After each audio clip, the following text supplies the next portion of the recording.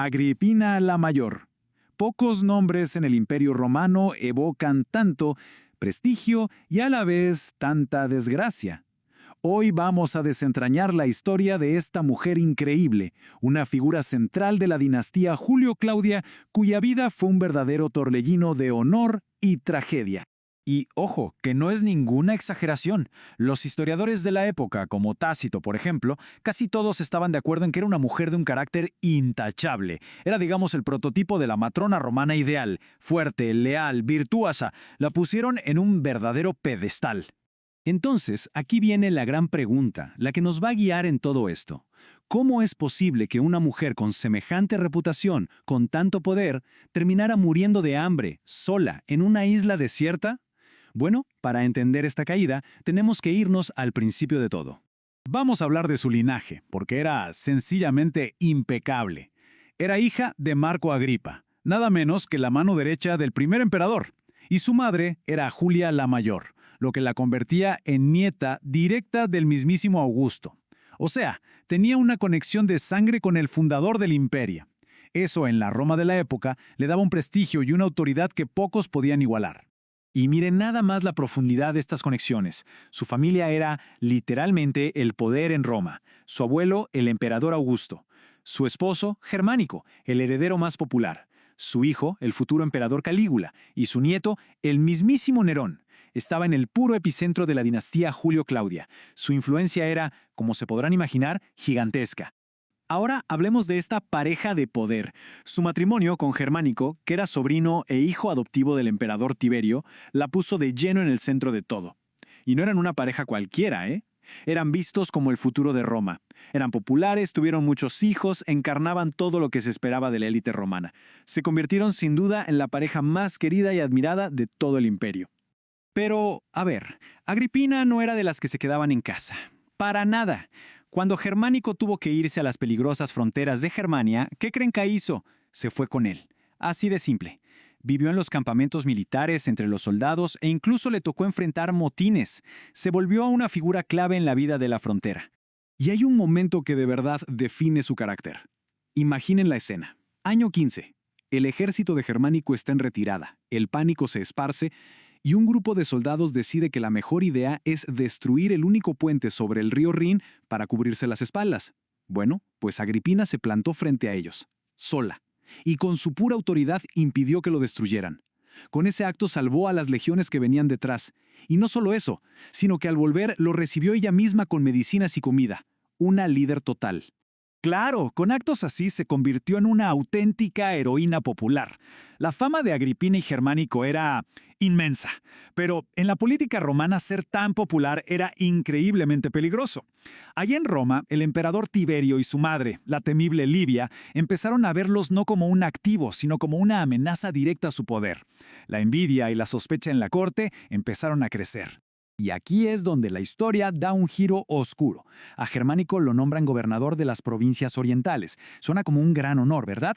Pero en realidad era una jugada política muy astuta. Lo estaban alejando de sus tropas, de las legiones que le eran leales en Germania, y lo ponían en un territorio controlado por los aliados del emperador.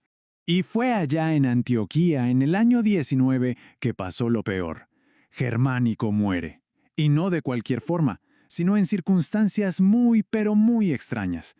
La sospecha de que fue envenenado corrió como la pólvora, y todos los dedos apuntaron al gobernador de Siria, un tal Pisón, y a su esposa. Se decía que lo habían hecho por orden directa de Tiberio. Dicen que en su lecho de muerte, Germánico le dio un último consejo a Agripina. Le suplicó que dejara a un lado su orgullo, que por el bien de sus hijos no provocara a los que eran más poderosos. Fue casi una profecía, ¿no? Porque ese era un consejo que el carácter indomable de Agripina simplemente no podía seguir. Y en lugar de esconderse y llorar en privado, Agripina hizo todo lo contrario. Transformó su dolor, su duelo personal, en un acto de desafío político. Tomó la urna con las cenizas de su esposo y comenzó un viaje de regreso a Roma que se convertiría en algo nunca antes visto.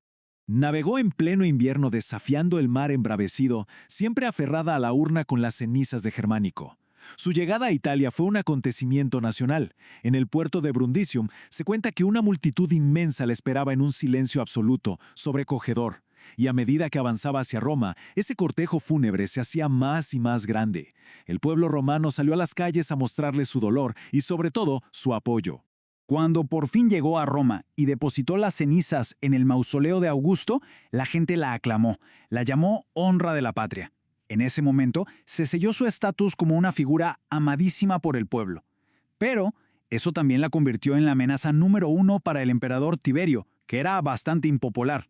Y un detalle clave, Tiberio ni siquiera se molestó en asistir a las ceremonias. Un mensaje muy claro. Y a partir de este punto, todo empieza a desmoronarse. Comienza la etapa más oscura en la vida de Agripina.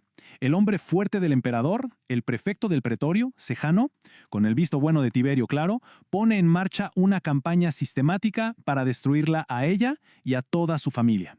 El choque de trenes era inevitable. Por un lado, estaba Agripina, la honra de la patria, con la sangre de Augusto en sus venas, luchando por asegurar el futuro de sus hijos como herederos legítimos. Y por el otro, Tiberio, un emperador que le temía su popularidad, que la veía como una rival directa y la acusaba de ser arrogante y de querer el poder para sí misma. El plan de Sejano fue frío y calculador, paso a paso. Primero, la aisló. Empezó a eliminar a todos sus amigos y aliados con acusaciones falsas de conspiración, de brujería, de lo que fuera. Segundo, infiltró su propia familia. Logró poner a su hijo Druso en contra de ella y de su otro hermano, Nerón, sembrando envidia entre ellos. Y finalmente, el golpe de gracia. En el año 29, la acusó formalmente a ella de arrogancia y a su hijo Nerón de perversión. El resultado, arresto y exilio para ambos. Y su destino final fue de una ironía terrible. La exiliaron a Pandataria. Es la misma isla desolada donde su propio abuelo, Augusto, había desterrado a su madre, Julia. El trato que recibió fue brutal. De hecho, se sabe que durante el arresto la golpearon tan salvajemente que perdió un ojo. Pero la historia no acaba aquí, con su exilio y su sufrimiento. Su verdadero legado se va a construir tanto en la tragedia de sus últimos años como en lo que pasó después, en la increíble forma en que su honor fue restaurado. En el año 33, después de años de confinamiento, Agripina murió. La versión que ha llegado hasta nosotros es que se dejó morir de hambre como un último acto de desafío contra sus captores. Sus dos hijos mayores, Nerón César y Druso César, también murieron, uno en el exilio y otro en prisión. En ese momento parecía que su familia, su linaje, había sido borrado del mapa. Pero no fue así. El destino tenía otros planes. Años después, su único hijo sobreviviente, Cayo, se convierte en emperador. Hoy lo conocemos mejor por su apodo, Calígula, y una de las primeras cosas que hizo al llegar al poder fue vengar a su familia. Navegó él mismo, en persona, hasta Pandataria para recoger lo que quedaba de su madre. Calígula organizó una nueva procesión solemne, muy parecida a la que Agripina había hecho por Germánico. Trajo de vuelta a Roma los restos de su madre y de su hermano. Los depositó con todos los honores posibles en el mausoleo de Augusto para que descansaran junto a Germánico. Y, por supuesto, condenó públicamente a todos los que los persiguieron. El círculo, de una forma muy trágica, se había cerrado. Entonces, ¿con qué nos quedamos de la vida de Agripina la Mayor? ¿Es la historia de una virtud romana inquebrantable que se enfrentó a la tiranía hasta el final? ¿O es más bien una sombría advertencia sobre los peligros del poder, sobre cómo la popularidad y la ambición pueden ser una mezcla mortal? Quizás al final del día, la respuesta es que fue las dos cosas a la vez.